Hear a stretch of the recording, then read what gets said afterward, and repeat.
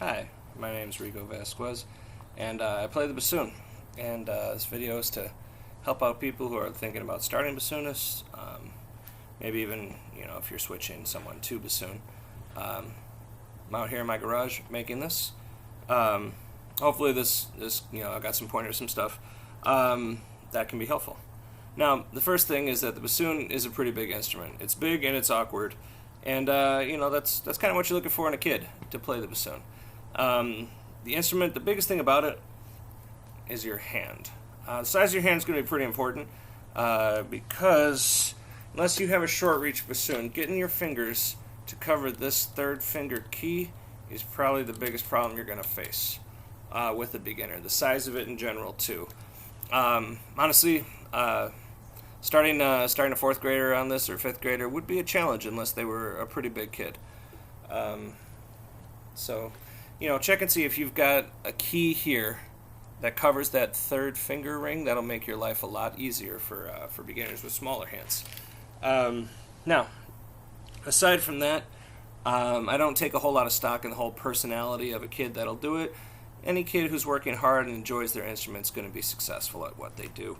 That being said, it is a lot of work, and I really, as much as possible, encourage you to find someone who knows how to play bassoon just to get the kids started, because the primary thing about the bassoon is the embouchure. A good embouchure, to me, is the core of everything. Learning fingerings, that takes time, but any book can really teach you that. We're now to the point where older method books used to have weird fingerings, obscure fingerings that weren't commonly used and would lead to problems with tone or with intonation. And now we're pretty much at a good standard place. So really, getting a good embouchure is the number one job of starting off a bassoon. One of the tricks I like to do is to take a reed. This is not a normal reed, by the way. This is a plastic reed. You don't have to soak them. Please do not buy these for your beginners. It's like $135. It's crazy. I'm just using it for this example. It's what I had on hand.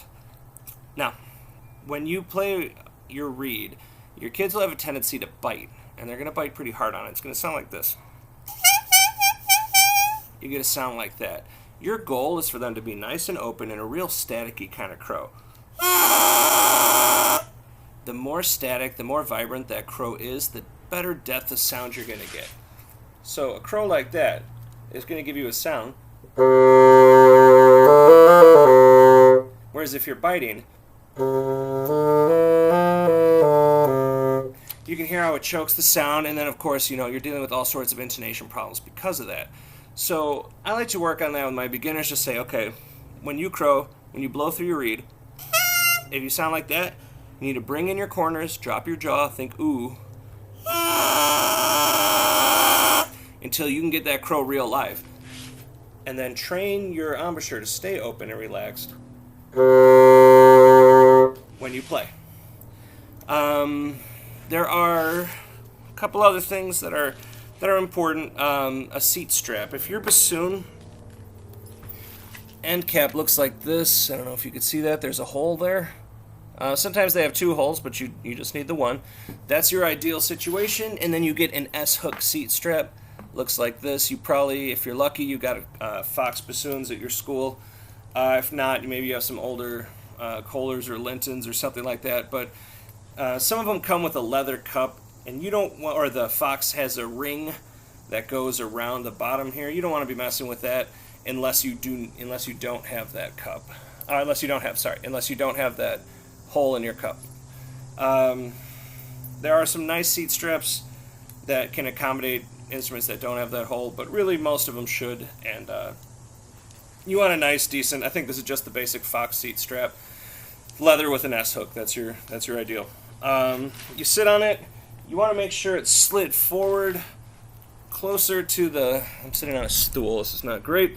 You want to make sure it's more forward under the thighs, really, than under the butt. That'll keep the angle of this. The setup I like to think about is that your bassoon is entering your face at a 90-degree angle, that it's perpendicular when you play. Now your chin will go down a little bit. If you're too far back or too far forward, Too far forward is probably the most common problem you're going to see because that seat strap is too far back and the instrument's big for them. So they end up like looking kind of like a frog when they play, closing off the windpipe, leading to all sorts of intonation and sound problems too. Most of the problems you'll have with your bassoons is their intonation is bad, they don't have a good full sound. Good posture is easy. What I think about is the bassoon should come up right to your lower lip when you're sitting there, and then you slide just a little bit forward. You want to move the instrument to where it fits to you. A lot of kids will kind of contort themselves because they don't want to move the instrument. It's a pretty common thing that you'll see.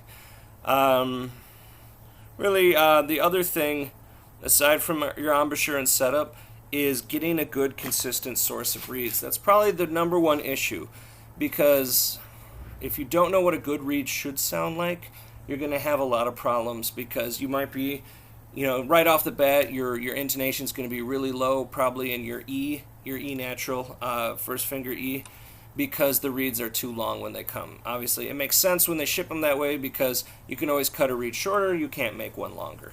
So, again, I encourage you to reach out to someone who knows what they're doing, test out your instruments before you give them to a kid, and make sure you've got a good source of reeds that they can play right out of the box. Hopefully that was helpful. Thank you.